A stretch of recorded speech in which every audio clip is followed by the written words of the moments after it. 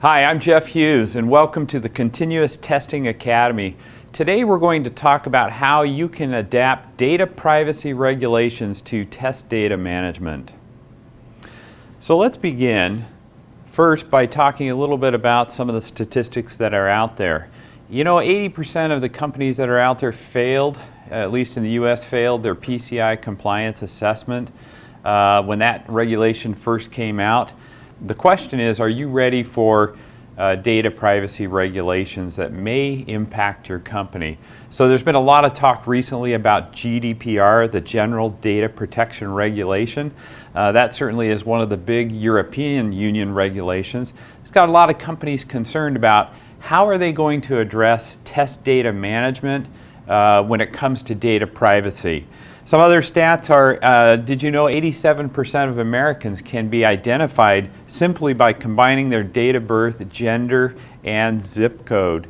And so even if companies think that they're being careful with compliance when it comes to test data, they need to take a second look at this, and especially in light of these more recent regulations that have come about, especially GDPR.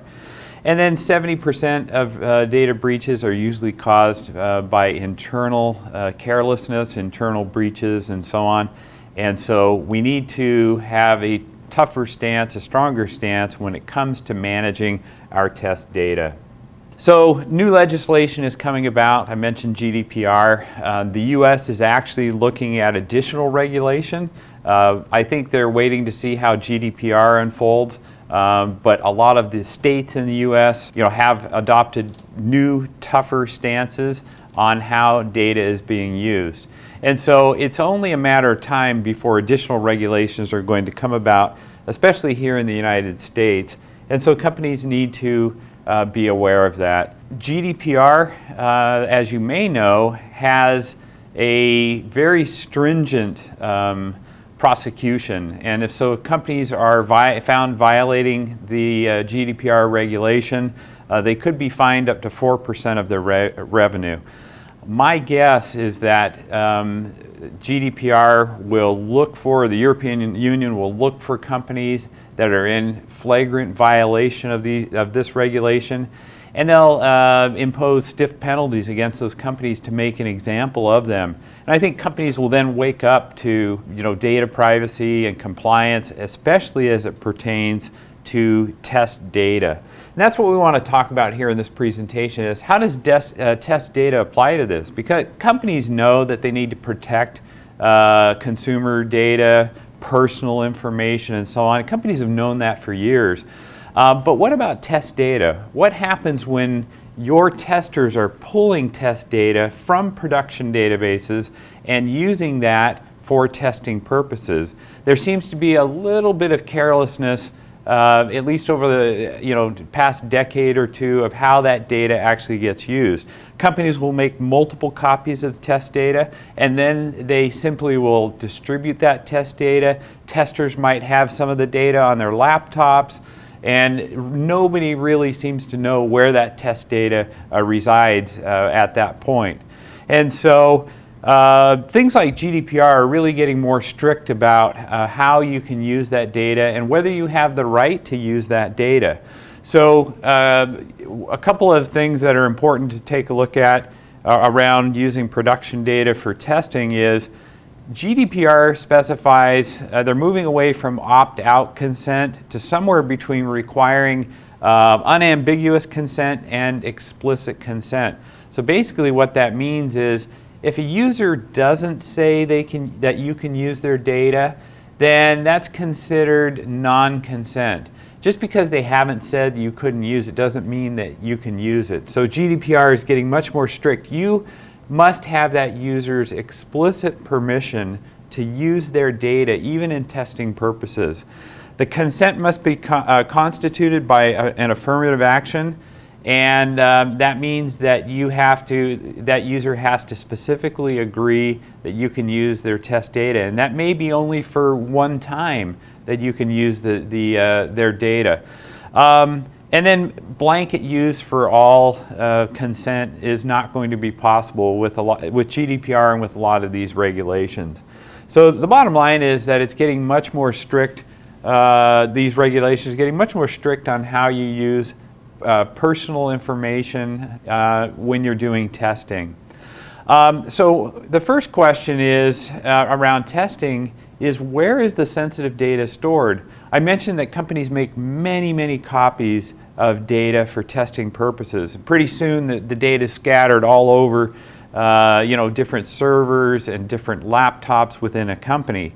So now sensitive data that is stored inconsistently in uncontrolled spreadsheets and so on is no longer allowed with GDPR.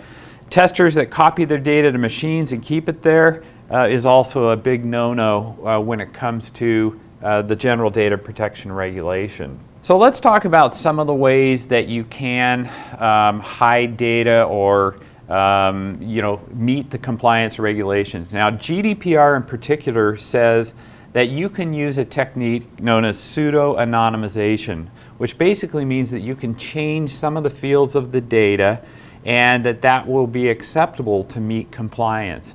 So this term pseudo-anonymization, kind of a long, difficult word, but basically it is the processing of personal data in such a way that the data can no longer be attributed to a specific data subject. So we change the name, or we change the address, we change the first name, the last name, we scramble the credit card information, and so on.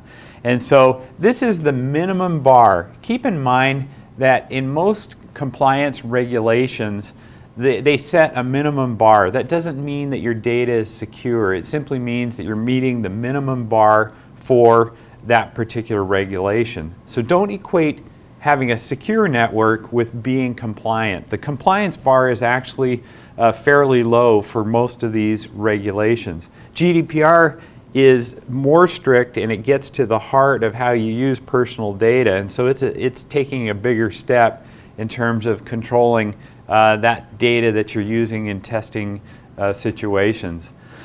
So pseudo-anonymization is one of those capabilities. Data masking is what we're getting at here. So the ability to mask sensitive data to meet that compliance regulation. It's a complex operation.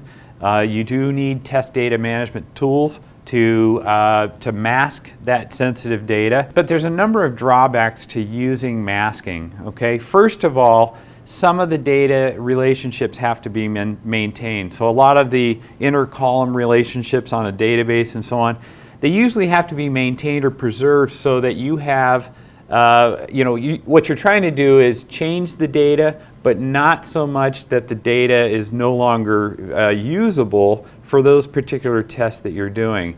So you have this difficulty, this conundrum where you're trying to change the data, but not so much that it impacts the relational structure of the data. So you're taking the data, hiding the data, taking it to a certain degree, but not so much that the data becomes unusable. That in itself presents problems. One of the stats that I pointed out earlier is that with just a few pieces of information, somebody can go back and they can actually figure out who that person is, or identify who that person is with a zip code, first name, last name, or an address and things like that. They can actually go back and identify who that user is, and their identity could be stolen at that point with those particular pieces of data. So that's really one of the challenges of data masking. Again, GDPR says, hey, you can meet that minimum compliance regulation using masking, but the question is that far enough? Does that take you far enough? A little bit more about data masking. It really is character masking that we're recommending here. It's the ability to do partial or full field masking, conditional omissions, and the fact that it's non-reversible, meaning that once the data is masked, you can't take it back to its original condition. So those are the minimum criteria for addressing data masking when it comes to these compliance regulations. Here's a quick example of what that masking might consist of. You'll notice on the left-hand side of the screen, you've got personal information. You might keep some of that information. The person's residence may be the country of Canada, for example. But again, you would change their phone number, you would change their address. You might keep the city, you would obviously change their driver's license number or credit card number and so on. So the idea with masking is that you change some of the data, but not all of the data, so that you can preserve what we call that referential integrity. So let's take a closer look at GDPR as it pertains to test data management. Again, as I mentioned earlier, GDPR has wide implications for the types of data that you can use in non-production environments. And so a lot of companies now are looking for alternative ways to address their test data management challenges as it pertains to data privacy in general. Synthetic test generation is one of those options, and it's a very viable option, which means that your data, that you can build data from scratch, basically, synthetically generate data that can be used for testing purposes. And you avoid the whole issue with GDPR compliance or any data privacy compliance when you take that route. Now you're going to need a tool that's going to allow you to do that type of capability. Perhaps you have test data management tools in-house that you've built. The likelihood that you have the ability to generate synthetic data from scratch is probably not currently part of your tool set. So you need to have a tool that's going to be able to allow you to do that. You'll also want to, if you're doing masking, have a tool that can mask millions of rows of data in a matter of minutes. So again, you need to look at the capabilities that you have, either that you've built in-house or the tools that you're evaluating for purchase from outside vendors. All right, we talked a little bit about why masking may not be enough, and I want to just stress that pseudo-anonymization of data doesn't take masking far enough, in our opinion, to have a very, very safe set of test data. The only real way to have test data that's safe is to generate the data from scratch using what we call synthetic data generation. Synthetic data generation really is based on a multi-dimensional model of the test data that you have. So basically, with these types of tools, you'll look at the existing test data that you have,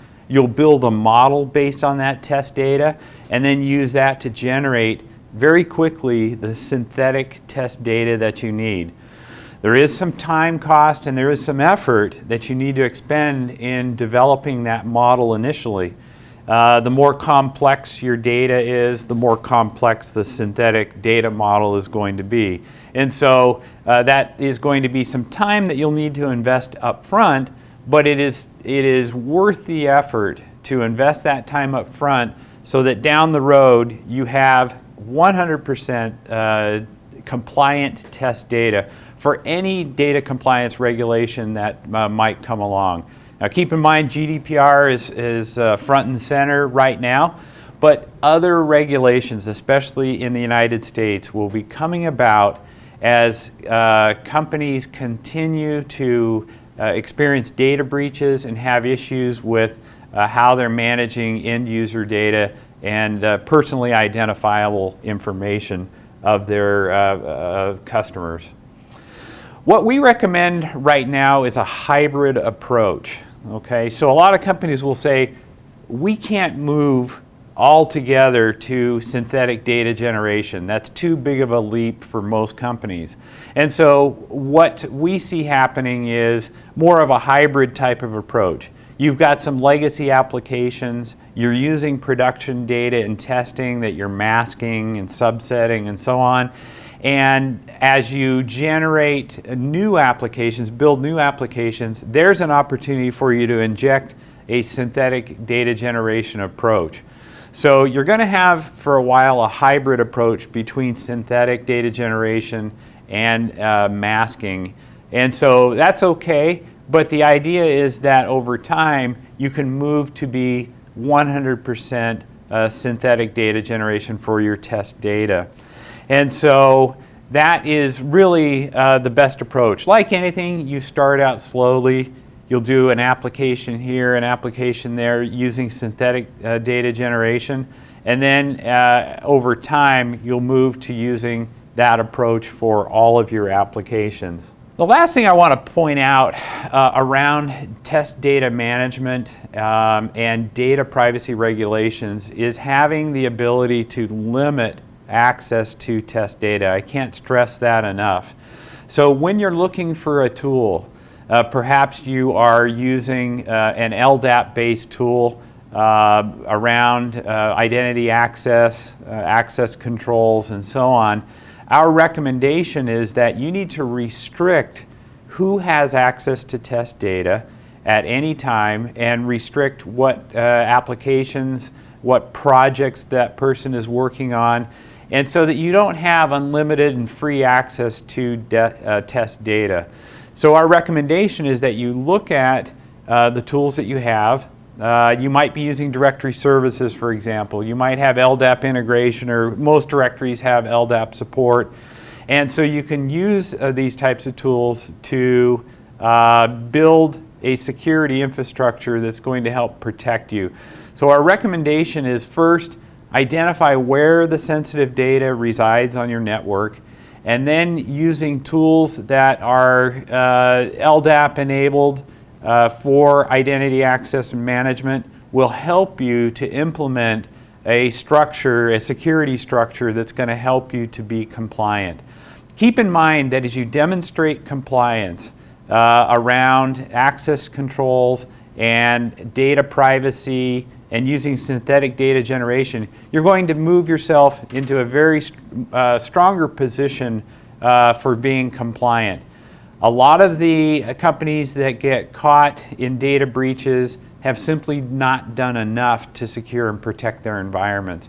So you need to make sure that you are on the road to compliance versus not having done anything at all around security and data protection. And with that, I'd like to offer 3 takeaways from our session today. Number 1 is, make sure that the company, your entire company, from compliance officers to testers, are aware of the issues and dangers surrounding using production data when you're testing. Number 2 is that you need to identify where that sensitive PII data resides on your network. So you're going to have a tool that lets you identify where the sensitive data is, because if testers are going to use sensitive data, you're going to continue to use test data, you need to identify where that data resides on your network so that you can mitigate any of the issues that we've talked about regarding data privacy and compliance. And then the third thing that I want to mention is, have a structure in place using tools that are LDAP enabled that will allow you to limit users' access and testers' access to production test data. Don't give them free reign of all the test data, but limit it to the specific project and the application that they're testing. Thank you for joining us in this episode of the Continuous Testing Academy. We are going to have some other content that will be associated with this presentation that's going to help you further solidify the instruction that we provided today. Thank you very much.